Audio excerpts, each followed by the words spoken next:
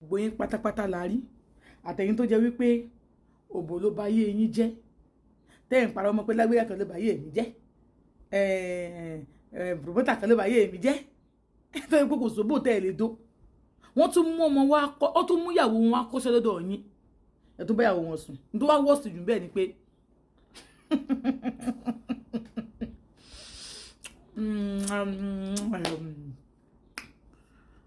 ẹ wọ́n tún wá lọ sùn inside ọ̀dọ̀ wọn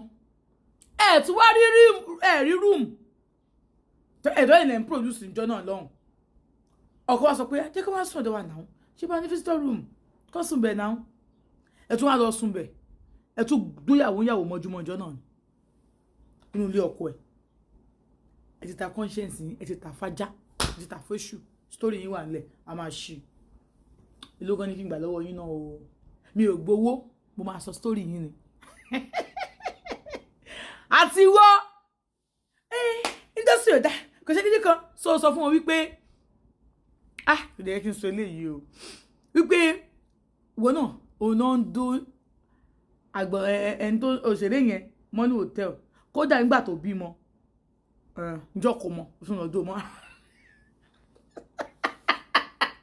ọdún làdó no àwọn náà a ní fuck up story o yes tó pọ̀ rẹpẹtẹ ẹ lè sọ tẹ́ bá ti mọ̀ ń bẹ́ òsì láburú ń bẹ́ akànnì ká sọ fún yín ni ṣé ká tó sá ó wọ̀ sí o àwọn anẹ́nì kan kò ní ọkọ ẹ̀ ìwá ni bó ti mọ̀ kó máa kúrò ní ọkọ ẹ̀ náà bó ti mọ̀ kó máa kúrò ní ọkọ ẹ̀ náà kíní kan baby girl stop it ìwọ mi bá tiẹ̀ wá ẹ pẹ̀lẹ́ o ẹ̀yin ti yín anybody bá ti ń produce báyìí tó bá ti jọ́kùnrin wàláì kájá produce yóò dòyìn ẹ jọ sùn mọ́jú ni wọ́n á fún yín sìn bọ́ mo rí pé ok ẹni followers lórí Instagram ẹni followers lórí Instagram ẹni followers at least ẹ sì ní bí i 20k followers lórí Instagram mo straight bullet ni àbí ọní jù bẹ́ẹ̀ lọ ọní jù bẹ́ẹ̀ lọ ọní jù bẹ́ẹ̀ lọ.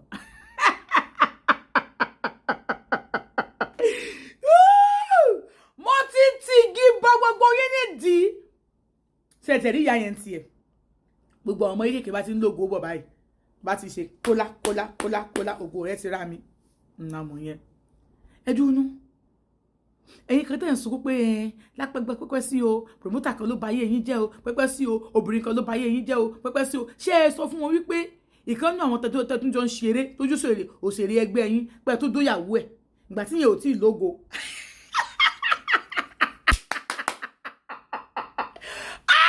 Many crazy things is happening in the industry. Ẹgbẹ́ fáwọn mi mọ̀ ń pa ti Yorùbá industry gbé fún yín ṣe é sọ fún pé ẹ tún lọ dó ìyàwó ẹ nígbà tí ó ti lógo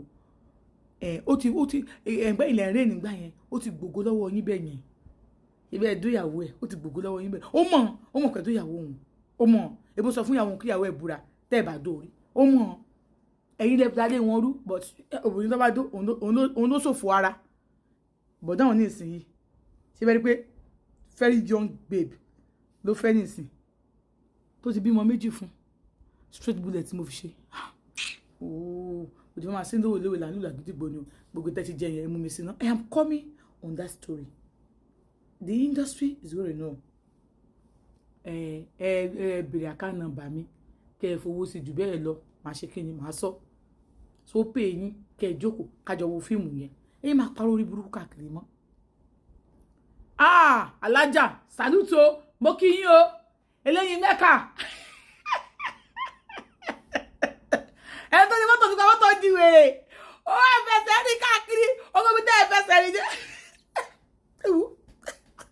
ọ̀rọ̀ yìí Yorùbá industry kò yẹ ká máa fẹ̀jẹ̀ ara wa síta bọ̀dẹ́ kọ̀ọ̀kan yẹ ká máa sọ fún yín pé ó wà nílẹ̀ torí